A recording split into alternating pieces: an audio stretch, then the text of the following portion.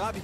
Nós humanos andamos muito ocupados nesses últimos milênios. Desde que paramos de arrastar a mão no chão, demos um grande salto de chimpanzé a Homo sapiens. Fizemos muita bobagem, isso é certo. Mas também criamos umas coisas muito legais. E isso me fez pensar. Daqui a milhares de anos, quando estudiosos olharem para trás para fazer uma lista das invenções mais transformadoras e importantes da história da humanidade, o que será incluído nela? A lâmpada elétrica? O motor a vapor? O motor de combustão interna? O avião? O automóvel? E, é claro, o pão fatiado. Mas bem lá em cima, no panteão, junto com todas essas coisas, existe uma inovação mais recente, uma nova invenção que surgiu do nada e em pouquíssimos anos passou pelas nossas vidas como um verdadeiro tufão. A invenção em questão, é claro, é a World Wide Web. Um universo incrível e surrealista que gerou grandes fortunas, sustentou inúmeras indústrias e mudou a maneira com que o mundo trabalha, brinca, se comunica, faz compras e até como se apaixona. Meu nome é John Heilemann e estou aqui para contar a história da ascensão da rede, da obscuridade para a ubiquidade global. É uma história que conheço como a palma da mão, pois como jornalista assisti da primeira fila desde o início. Durante mais de uma década estive bem aqui no Vale do Silício, testemunhando de perto os momentos que deram forma à era da internet. Essa era começou com uma luta de poder feia para decidir quem controlaria o futuro da rede emergente. Jim Clark começa a socar a mesa e dizer: precisamos abrir o capital da empresa e temos que abrir agora mesmo. Naquele pregão, eu faturei 663 milhões. Uma luta que terminaria numa batalha épica dentro de um tribunal. Eu não faço ideia do que está falando. E que para sempre seria lembrada como a Guerra do Navegador. Éramos como um animal espantado com a Microsoft à nossa frente, dizendo: o que a gente faz? O que a gente faz? Nós chamamos todo mundo para ajudar. Isso não é um treino. Vão esmagar a gente, vão esmagar a gente. Nós temos que destruir essa empresa. A internet. Guerra dos Navegadores.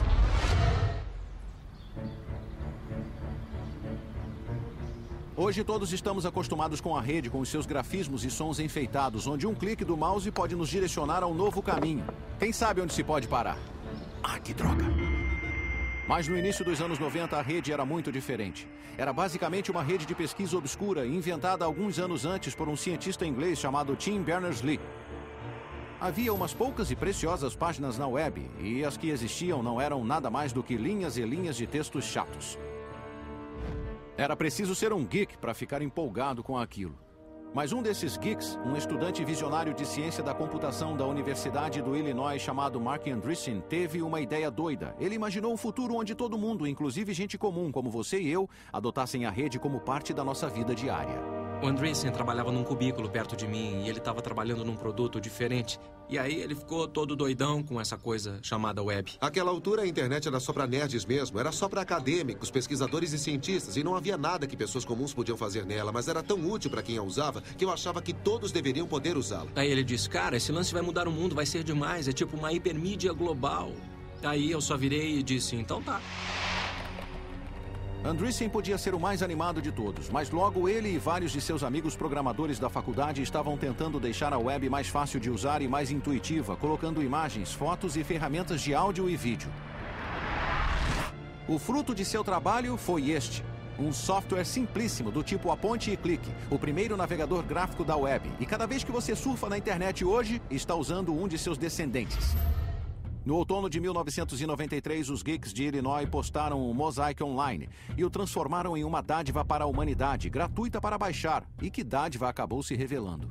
Quando fizemos o anúncio em nosso grupo de notícias, naquele momento um grupo de notícias da Usenet, e eu disse: alguém por aí quer participar do teste beta? E como eu tive 12 respostas, mandei o navegador para 12 pessoas e a partir daí se espalhou como um vírus, de 12 para 100, para 1000, para 1 milhão. Esse foi o momento em que a internet passou da obscuridade para a ubiquidade, de um brinquedo para geeks e uma ferramenta para cientistas para uma mídia de massas de boa-fé. Um bando de garotos na casa dos 20 anos que se alimentavam de programas e hambúrgueres tinham iniciado uma revolução. Mas antes que o Mosaic tivesse a chance de se globalizar e, em paralelo, Bill Gates e a Microsoft precisava de mais um ingrediente, um monte de grana bem alto. Este prédio caríssimo foi um presente para a Universidade Stanford deste homem, um de seus ex-professores, Jim Clark. Garoto pobre do oeste do Texas, Clark era um ex-desistente do colégio que se transformou em professor de ciência da computação em Stanford e fundou a empresa Silicon Graphics, o que o tornou uma lenda no Vale. Ele gostava de carros velozes, vinhos caros e de fazer peripécias que desafiavam a morte, como pilotar um avião de acrobacias. A primeira vez que nos encontramos, ele me levou num passeio de helicóptero que quase nos matou. Mas tendo deixado a Silicon Graphics, Clark queria uma coisa nova, uma coisa grande. Quando viu o Mosaic, logo ficou convencido do que havia encontrado. Eu tinha passado muitos anos pensando na convergência de diferentes tipos de mídia com tecnologia digital.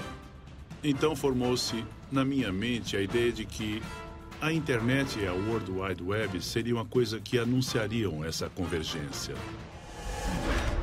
Sem perder tempo, Clark contatou Mark Andreessen, que tinha se formado no colegial e, com estilo, deixou Illinois com um emprego no Vale do Silício. Fevereiro de 94. Estou no trabalho e recebo um e-mail de Jim Clark dizendo: estou pensando em fundar uma nova empresa de software. Vamos marcar uma reunião e conversar? Então eu disse: bem, isso é interessante. Então infringi a minha regra de não acordar antes do meio-dia e tomei café da manhã com ele às 7 da manhã.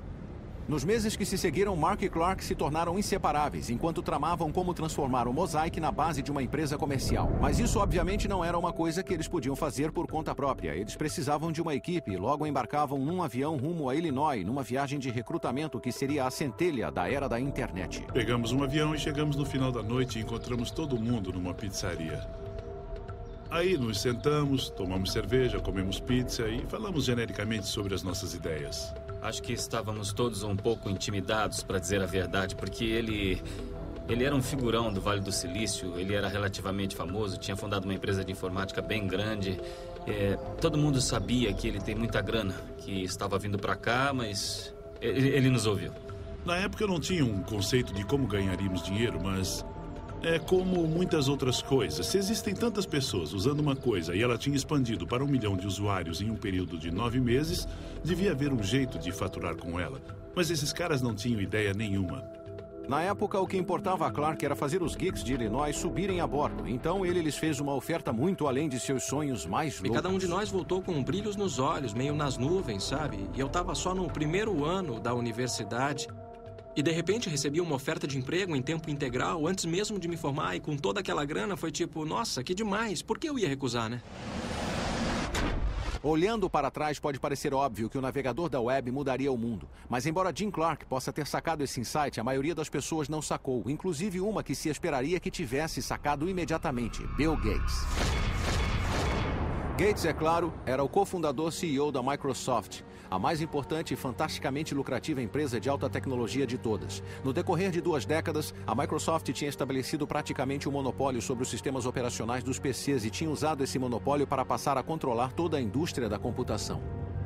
A web era ciberespaço na forma de uma estrada enorme, veloz e extasiante, capaz de levar você aonde sua curiosidade o conduzisse. Mas Bill Gates achava que essa estrada da informação devia ter pedágio. A Microsoft controlaria todas as cabines e todos deveríamos pagar para dirigir nela. Valeu, cara. O sistema online de Gates se chamava, nossa, que surpresa, Microsoft Network. E em 1994, muita gente inteligente presumiu que ele conseguiria impingi-lo ao mundo, como era de costume. Ali estava a super autopista de informação que os futuristas vinham prevendo há anos. E embora Gates ainda não tivesse se dado conta, o seu pior pesadelo estava para se tornar realidade. Um bando de moleques tão jovens e ambiciosos quanto ele já estava para ameaçar tudo o que ele representava e tudo que a Microsoft tinha realizado.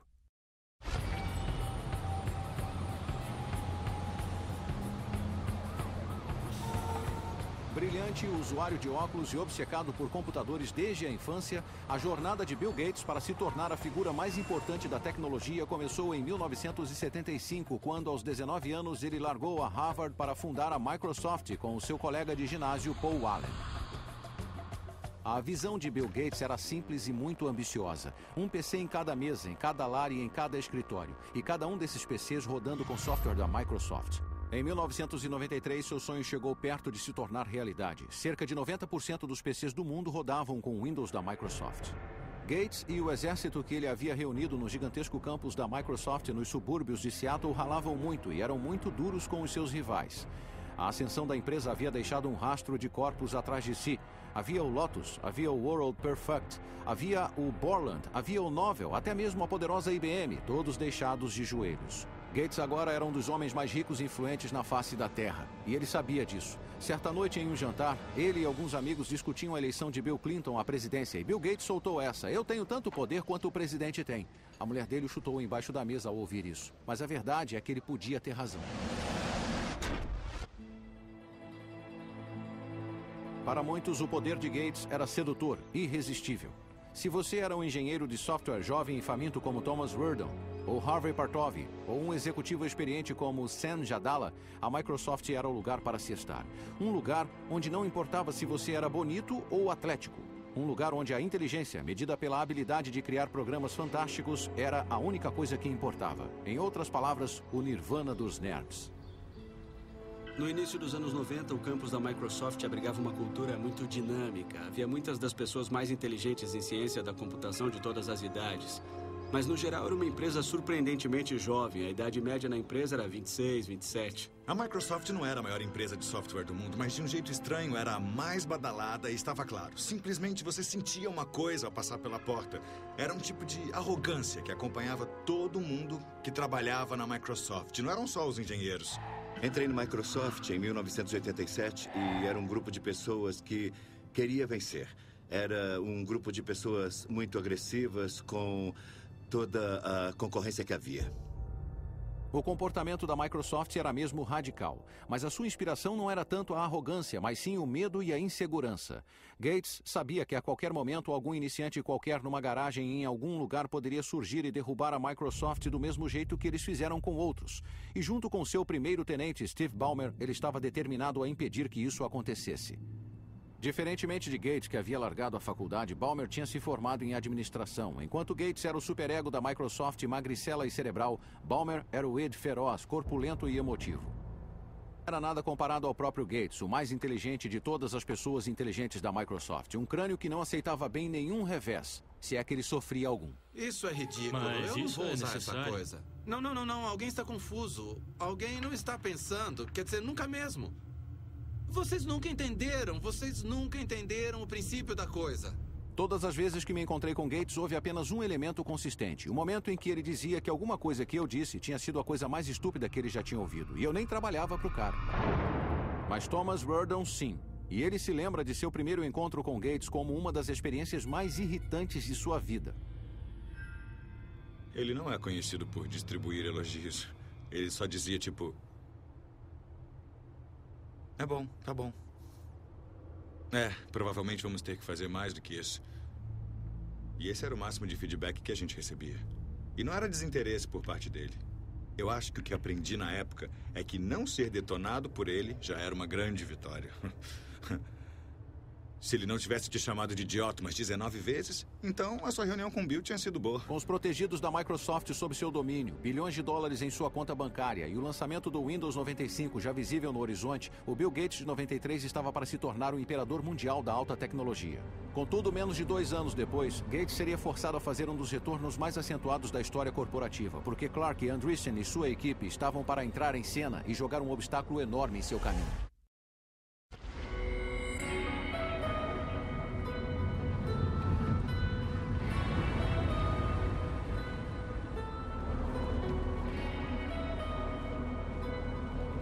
Algumas partes do mundo sempre foram ímãs para certos tipos de pessoas. Los Angeles atrai atores, Las Vegas atrai jogadores e Paris atrai artistas. Esta faixa de 50 quilômetros entre São Francisco e São José sempre foi um ímã para, digamos, aqueles com inclinação para a tecnologia. No verão de 1994, este lugar havia se tornado o lar de Jim Clark e seu jovem bando renegado de pioneiros do navegador. Nos meses seguintes, eles lançariam a empresa de software que teria o crescimento mais rápido que o mundo já havia visto, a Netscape Communications.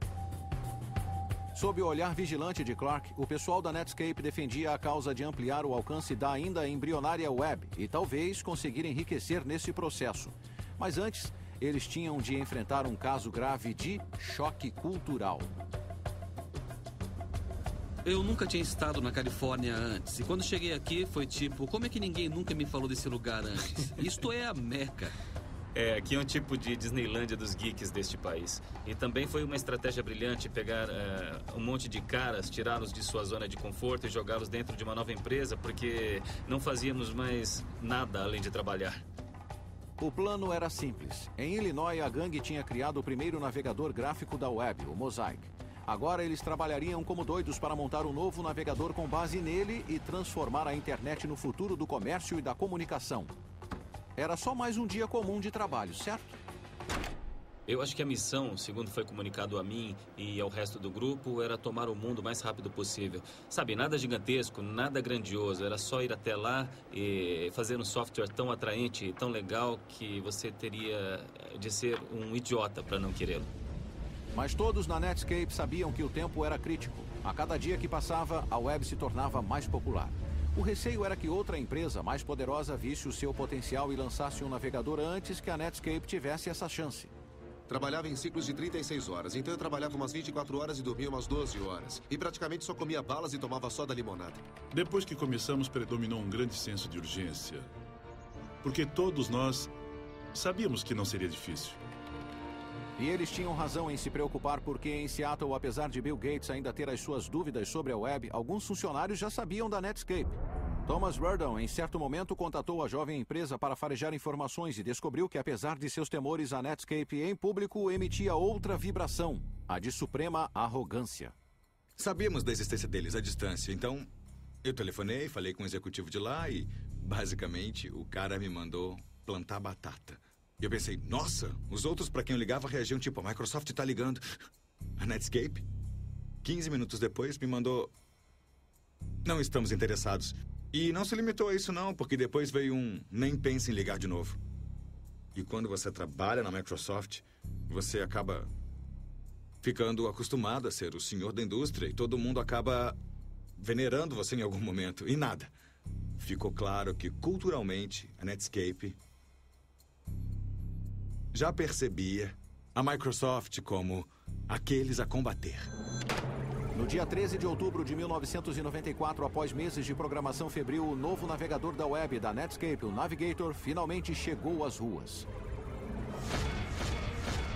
A partir desse momento, o conflito era inevitável e a Netscape no papel de Davi e a Microsoft como o pujante Golias. Você pode não achar que Davi teria muita chance nessa luta, mas desde que foi lançado o Navigator, o navegador da Netscape fez sucesso instantâneo.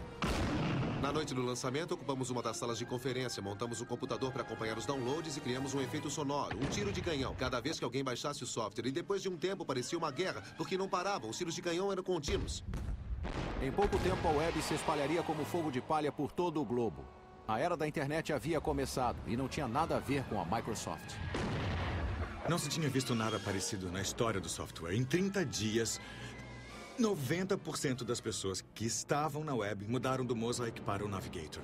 E isso não acontece nessa área. Nunca, nunca, nunca. Num dado momento, a Netscape teve 1 milhão de downloads. E então nós pensamos, o que é que está havendo?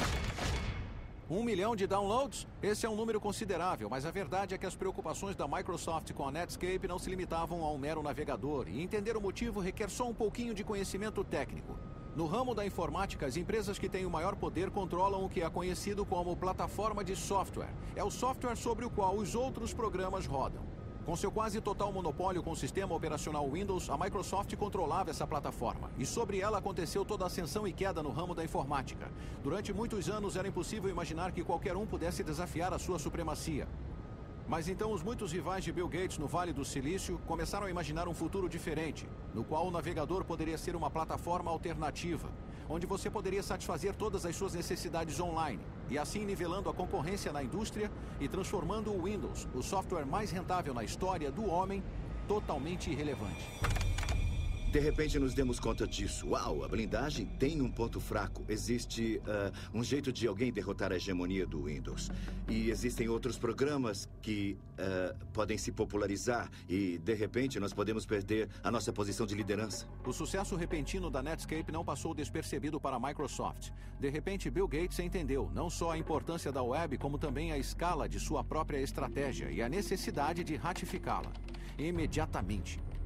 Certa vez, tarde da noite, Gates sentou-se ao seu computador e redigiu um memorando de convocação intitulado A Onda de Maré da Internet. Ele declarou que a web era o desenvolvimento mais importante na computação desde o PC e ele se referiu à Netscape como uma nova concorrente nascida na internet, uma concorrente da Microsoft que deveria ser equiparada e derrotada. E isso significava destruí-la. E houve uma guinada na rota. Todo mundo agora mesmo.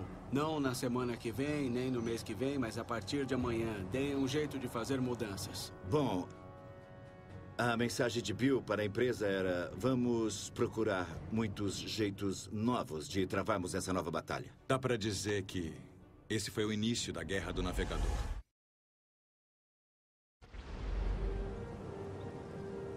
Em 1993, fora de um pequeno círculo de hackers de computadores e cientistas da pesada, a internet era desconhecida e mal amada. Mas em 1995, a situação havia mudado dramaticamente. Agora, gramas a magia e energia de um bando de engenheiros aqui no Vale do Silício, a internet estava se tornando um fenômeno em grande escala, uma tecnologia comparável em importância à televisão e à imprensa. E na liderança desse ataque estava a Netscape, com seu navegador que estava se tornando o portal de entrada da web para milhões de pessoas. A empresa tinha acabado de contratar um respeitável CEO e os lucros estavam entrando. O futuro parecia tudo cor-de-rosa, ou não. Este homem com certeza não concordava. Ele se chama Gary Reback, um conhecido advogado antitruste do Vale do Silício que no verão de 1995 estava se preparando para a batalha de sua vida. Como muitos outros no Vale, ele sabia que Bill Gates queria a internet e, mais do que a maioria, ele sabia, graças a uma carreira de conflitos com a Microsoft em defesa de seus clientes do Vale, que quando Gates defendia seus negócios, uma coisa era certa: havia sangue. E Reback tinha sido contratado pela Netscape e, na hora, ele viu que a jovem empresa havia subestimado e muito a ameaça que enfrentava. O plano empresarial da Netscape presumia que a Microsoft obedeceria à lei, ou que alguém os forçaria a obedecer à lei, e eu suponho que isso não seja nenhum absurdo. Afinal, quando você abre um negócio, não espera que um concorrente incendeie a sua fábrica. Não espera que um concorrente vá aos seus distribuidores e os ameace de falência se comercializarem o seu produto. Mas foi exatamente isso que a Microsoft fez. O problema para a Netscape era que a Microsoft e Bill Gates tinham percebido que a jovem empresa era a principal ameaça à sua dominância continuada. Na salva de abertura de uma guerra de alta tecnologia, Gates despachou um grupo especial de enviados, incluindo Thomas Werdon, para um encontro de chefões por trás das linhas inimigas aqui, onde então era a sede corporativa da Netscape. E o resultado foi uma das reuniões mais controversas da história empresarial moderna. Sabe-se com certeza que a reunião entre a Microsoft e a Netscape aconteceu aqui, mas o que aconteceu por trás de portas fechadas ainda é assunto de muito debate. A versão da Microsoft é mais ou menos assim. Nós fomos até lá em junho de 1995 e tivemos uma discussão bem aberta com eles sobre como poderíamos trabalhar com a Netscape, como trabalharíamos com ele em servidores da web, navegadores, e como daria para usar, tipo, o Microsoft Word para rodar com o software da Netscape. Foi uma discussão bem ampla, que rolou por umas 6 horas, um dia inteiro de discussões. E foi interessante, a reunião correu fácil e amistosamente. Ei, isso não parece tão ruim, mas a versão dos eventos da Netscape foi só um pouquinho diferente. Eles foram à reunião e fizeram uma oferta. E a oferta era: eu venço e talvez vocês sobrevivam. Ou eu venço e talvez vocês não sobrevivam. Basicamente, essas eram as duas escolhas. Parecia aquela cena de O Poderoso Chefão. A Netscape recebeu uma oferta que não podia recusar. Eu era um bebê. E eu e alguns dos outros garotos fomos lá e, ao estilo do Poderoso Chefão, ameaçamos a Netscape. Isso é um absurdo, é descaradamente absurdo. A Microsoft nos ofereceu $1 milhão por acesso ilimitado a toda a nossa tecnologia, e esse era um montante total da oferta. Então, essencialmente, eles disseram: compraremos toda a sua empresa por $1 milhão. Peguem ou larguem, mas se largarem, nós vamos copiar tudo o que fizerem. Eu me lembro de ter pensado na hora: se isso não é ilegal, deveria ser. Se as afirmações da Netscape fossem verdadeiras, isso significava que a Microsoft tinha infringido a lei antitruste americana, para ser exato. O objetivo da lei era restringir o comportamento de empresas detentoras de monopólios, e a maioria dos especialistas não concordava que era isso que a Microsoft tinha com o seu sistema operacional Windows. Poucas horas depois da reunião, a Netscape pediu a Gary Reback que alertasse o Departamento de Justiça americano sobre o ocorrido e começasse a estabelecer as bases para um processo contra a Microsoft. Mas Thomas Werdon farejou algo estranho. Porque a Netscape tinha um advogado antitruste. E não era um advogado qualquer, mas era o lendário Gary Reback. O cara que ficou famoso por perseguir a Microsoft por anos, tentando incitar o governo a abrir um processo contra a Microsoft. E aí, eu sabia que tínhamos sido enganados. A reunião tinha sido uma armação. Uma teoria paranoica? Sem dúvida. Na época, a Netscape era a empresa jovem de alta tecnologia do momento. Então por que precisaria armar contra a Microsoft? Em Wall Street, analistas e banqueiros tinham começado a cantar louvores, falando do futuro brilhante que haveria se a Netscape se tornasse pública. Analisei as projeções para a Netscape e me dei conta de que havia uma chance dela se tornar a empresa de software de crescimento mais rápido do mundo. Jim Clark começa a socar a mesa e dizer: temos que abrir o capital da empresa e temos que abrir agora mesmo. E todos na sala ficaram dizendo: sério? Tem certeza? Praticamente dava para prever que teríamos entre 60 e 80 milhões em faturamento naquele ano. Espera um pouco aí. Só um minuto, vamos pensar nisso. Antes da Netscape, a regra real em Wall Street era que uma empresa precisava de pelo menos 1 ano, de preferência 2, de crescimento estável nos lucros antes de sequer pensar em se tornar pública. Mas a Netscape, em agosto de 1995, só existia há 1 ano. Não tinha nem um centavo de faturamento e não fazia a mínima ideia de como obtê-lo. E como Jim Clark me contou, o motivo pelo qual ela queria ir a público tão rápido era porque precisava de uma sorte gigantesca para construir o maior iate computadorizado do mundo. Então, sob essas circunstâncias, abrir o capital era uma loucura da Netscape, certo?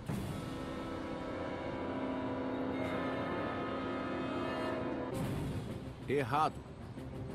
Em seu primeiro dia na bolsa, as ações da Netscape subiram como um foguete, provocando um crescimento na internet que ressoaria pelo resto da década.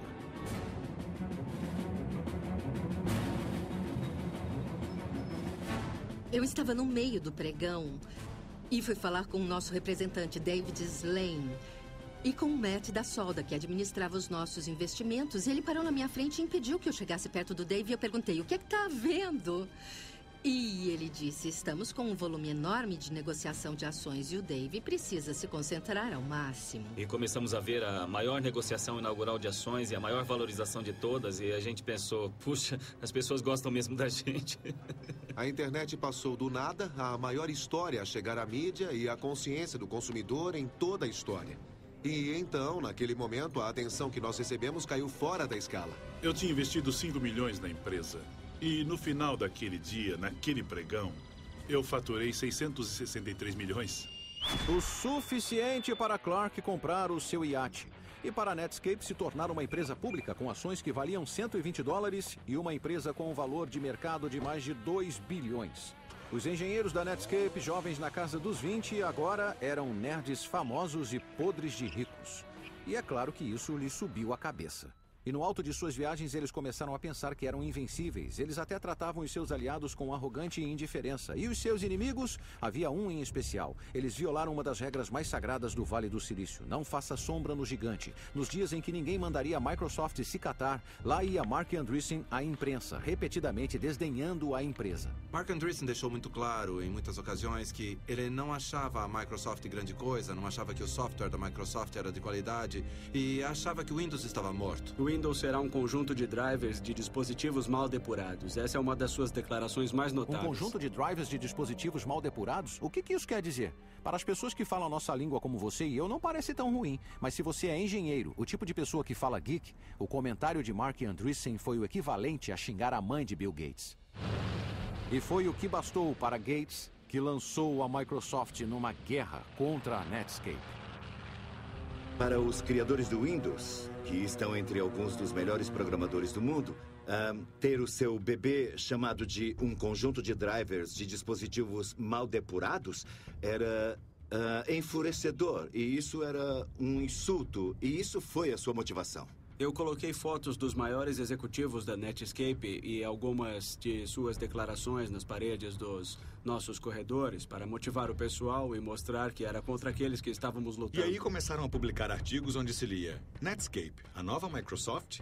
E nós dizíamos: não, nós somos a Microsoft, nós somos a nova Microsoft.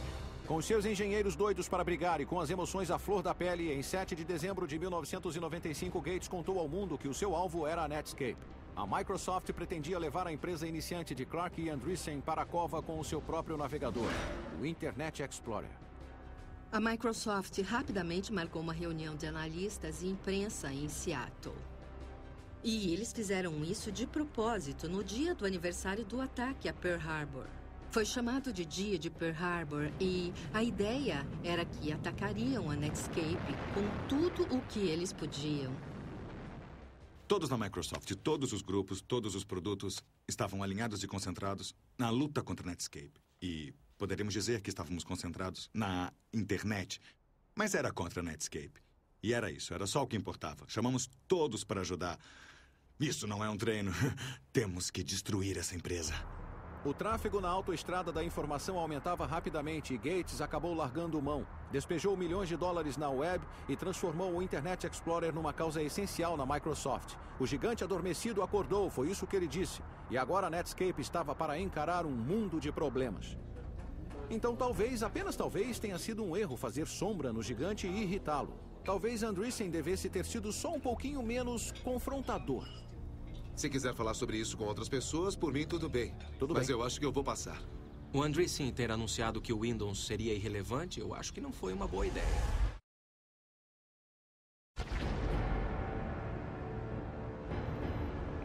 Em 1996, a internet estava no auge. Com bilhões de dólares em jogo, a Microsoft e a Netscape estavam num duelo de titãs para ver quem se tornaria a força dominante no admirável mundo novo da web. E agora ele entrava em sua fase final, a mais dramática, e para a Netscape, a fase mais devastadora. Apesar da Netscape ter começado antes, a equipe do Internet Explorer da Microsoft tinha algumas boas vantagens. Grandes recursos financeiros, muitos programadores talentosos e um líder, Bill Gates, que estava disposto a fazer qualquer coisa, inclusive infringir a lei para aniquilar a Netscape. A empresa de jovens que agora dominava a web havia conquistado o fascínio do público e ameaçava finalmente minar a dominância de medo da Microsoft. Eu me lembro de voltar à faculdade e conversar com os amigos e dizer a eles: eu estou trabalhando na criação de um concorrente da Microsoft para o Netscape, e o pessoal ficou rindo, pensando: você está viajando, não tem como. O plano da Microsoft era bem simples: analisar cada movimento da Netscape e imitá-lo, lançar versões sequenciais do Internet Explorer e lentamente acabar com a liderança da Netscape no mercado de navegadores, 1 ponto percentual por vez. A minha rotina era me levantar, dar o café para os meus filhos, levá-los para a creche e chegar ao trabalho lá pelas 9h30 da manhã. Então ficar até as 3h30 da madrugada. Eu ia para casa, dormia umas 4 horas, acordava com as crianças, tomava café, as levava à creche e trabalhava das 9h30 às 9h30. Comparado aos outros funcionários da Microsoft, não recebíamos nenhum adicional, só tínhamos medo de que o nosso produto perdesse. E não eram só os engenheiros que trabalhavam como se a vida deles dependesse disso. Gates também tinha à sua disposição uma outra arma formidável: o seu obscuro exército de vendedores. Ardilosos, implacáveis e às vezes furtivos, a sua missão era clara: tirar o Navigator da Netscape do mercado por quaisquer meios necessários, cortar o seu suprimento de oxigênio, como um funcionário da Microsoft disse, e enfiar o Internet Explorer goela abaixo de cada cliente da Microsoft. As pessoas que vendiam software a fabricantes de PCs eram como um culto obscuro de pessoas que sabíamos estar faturando de um jeito que talvez nem fosse bom saber. E eles eram como ninjas. Era uma coisa tipo: não pergunte a eles o que fazem, como fecham acordos. Eram acordos de $500 milhão, ou seja, eram vendas bem grandes de multimídia. E eles faziam seja lá o que for que eles faziam, e eu não queria saber, e as pessoas à minha volta também não. O exército silencioso de vendedores assassinos de Gates usou todo tipo de tática maliciosa para impedir que os fabricantes de PCs instalassem outro navegador que não o Internet Explorer. Eles disseram à Compaq que se distribuísse nosso navegador, a Microsoft cancelaria a licença do Windows. Bem, a Compaq não poderia atuar sem a licença do Windows e, portanto, não distribuiria o nosso navegador. Podia-se dizer o que quisesse sobre o jogo sujo da Microsoft, mas estava funcionando. Enquanto as duas empresas corriam cabeça a cabeça com versões sequenciais de seus navegadores, a fatia de mercado do Internet Explorer ia crescendo e a Netscape começou a sentir o bafo da Microsoft em seu pescoço. Não havia espaço para erro. Se perdêssemos um só prazo, o cara já estava nos nossos calcanhares. Então não havia brecha, foi duro. Éramos como um animal espantado com a Microsoft à nossa frente, dizendo: o que a gente faz? O que a gente faz? Vão esmagar a gente. A sensação de morte iminente da Netscape foi incrementada por mais um fator. Para a empresa poder ficar à altura de seu potencial, ela precisava ser lucrativa, então cada centavo de lucro era precioso. Mas a Microsoft tinha bilhões de dólares no banco, e isso lhe permitiu fazer uma coisa extraordinária. Em vez de cobrar por seu navegador da web como a Netscape precisava, a Microsoft podia dar o Internet Explorer de graça, no pacote integrado do sistema operacional Windows. Com o IE4, acabou. Não era mais: vamos vencer com o Explorer 4. Nós já tínhamos mais de 80% dos usuários, ou seja, todo mundo. Em setembro de 97, a Guerra dos Navegadores terminou. A Microsoft saiu triunfante. A Netscape estava recuando, com os negócios por um fio, e sua sobrevivência era questionada. Para marcar o lançamento do Internet Explorer 4, Bill Gates decidiu dar uma festa para os guerreiros do software que criaram seu novo navegador. Mas em vez de fazê-la aqui, em Seattle, ele decidiu que seria muito mais delicioso aqui, em São Francisco, no coração do território da Netscape.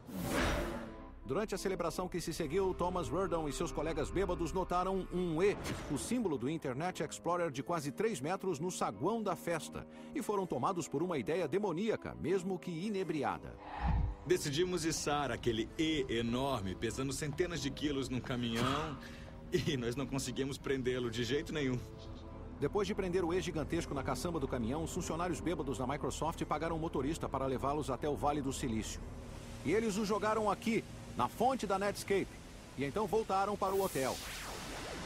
Uma brincadeira infantil? Com certeza, mas também muito significativa. Daquele momento em diante, a Netscape só declinaria. Um ano mais tarde, a sua fatia de mercado, agora na casa de um único dígito e caindo, a empresa que anunciou a era da internet foi comprada por uma empresa muito maior, mas muito mais careta, a AOL. Nós tínhamos a sensação de fazer uma coisa que duraria, e aí sermos incorporados pela AOL foi uma sensação bem ruim. Acabou, já era, não vai durar. E isso foi bem difícil. Jim Clark também ficou chateado com a morte da Netscape, mas ele tinha alguns milhões jeitos de se consolar.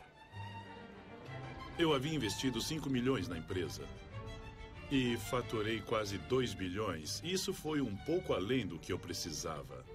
Um pouco além. Todos os engenheiros originais do Netscape também ganharam os seus milhões, mas no fim eles só podiam pensar no que poderia ter sido. Sabe, nós não éramos nada. Éramos muito melhores que isso. Éramos muito melhores. Nós seríamos perdedores benevolentes. Não, nós teríamos sido maus. Eu sei disso agora, quer dizer... nunca tivemos a chance de ser realmente maus.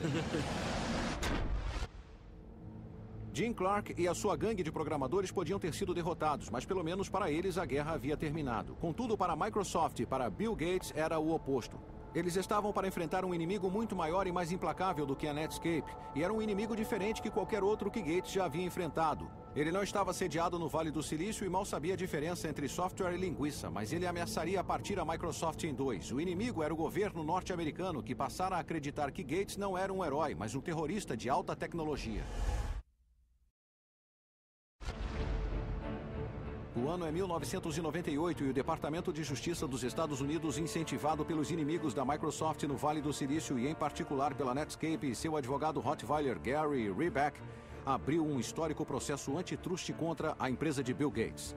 O governo acusou a Microsoft de usar o monopólio do Windows para executar uma série de práticas empresariais predatórias e excludentes para evitar que consumidores acessem os produtos da Netscape e assim enterrar a empresa iniciante e pioneira. Agora, com o futuro da Microsoft na balança, o homem que havia dito ser tão poderoso quanto o presidente viu a sua empresa ser arrastada para os tribunais, acusada de ser uma canalha que infringia a lei, e ele foi forçado a aguentar uma maratona de depoimentos filmados em vídeo. Eles haviam feito perguntas a ele e filmado as suas respostas, antes do julgamento. E eu acho que isso era algo novo para Bill Gates, ter alguém lhe fazendo perguntas duras que ele não podia se recusar a responder. O senhor digitou aqui, importância grande. Não. Não? Não, eu não digitei isso. Quem digitou grande?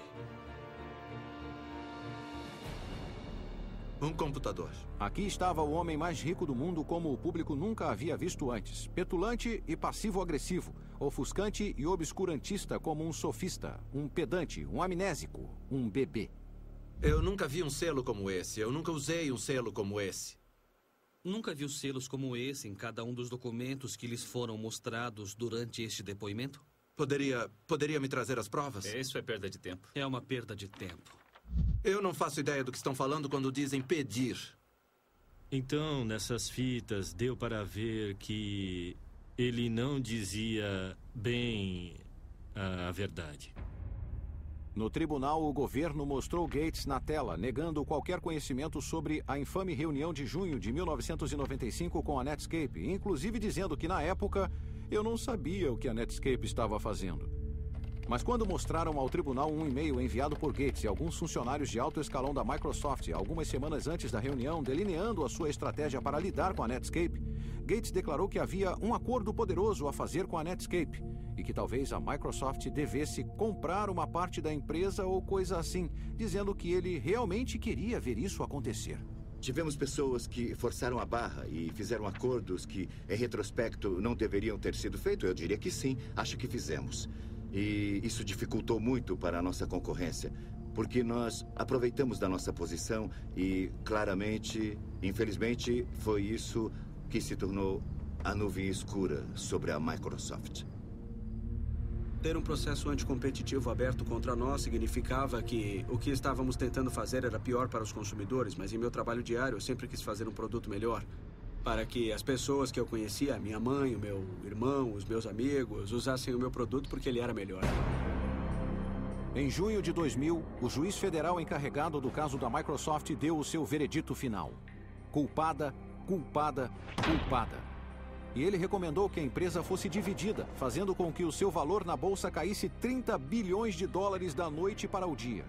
O veredito fez com que a equipe do Internet Explorer caísse das alturas para o chão. Mas foi mais duro ainda para o próprio Gates. O julgamento havia pesado muito para o chefe da Microsoft. Ele ficou desgastado, derrotado e fisicamente doente. A certa altura, alguns membros do conselho da Microsoft me disseram que Gates até foi às lágrimas na reunião do conselho da empresa. Contudo, finalmente, uma corte federal de apelação, embora concordasse que a Microsoft tivesse infringido a lei sistematicamente, decidiu que o veredito foi duro demais e rescindiu a ordem para dividir a empresa. Para muitas pessoas, pareceu que a Microsoft tinha se safado com assassinato de novo. Mas agora, alguns anos depois, aqui em Stanford, diante do prédio da ciência da computação Gates, ironicamente pertinho do edifício pago por Jim Clark, a história não parece tão simples. Após a conclusão do julgamento, Gates passou a sua posição de CEO da Microsoft para seu braço direito, Steve Ballmer, e logo começou a concentrar cada vez mais tempo e esforços aos seus interesses filantrópicos, geridos da Gates Foundation. O que ficou claro é que, tal qual J.D. Rockefeller, o barão da borracha de uma era anterior, Gates poderia acabar mudando o mundo com seu trabalho beneficente, tanto quanto o fez com a Microsoft. E está igualmente claro que a Microsoft não é mais a força que já foi. O jeitão e a bravata de cowboy que definiu a empresa em sua época de ouro já era. Embora a Microsoft tenha vencido a guerra do navegador, a revolução causada pela Netscape deu luz a uma nova geração de iniciantes. Empresas como a Google, que fizeram a Microsoft parecer velha, perdida e lenta. Assim como a Microsoft e Gates haviam feito com a IBM 2 décadas atrás. Então uma lição eterna do mundo da alta tecnologia foi comprovada de novo. Que até mesmo os impérios mais poderosos podem desaparecer em um clique.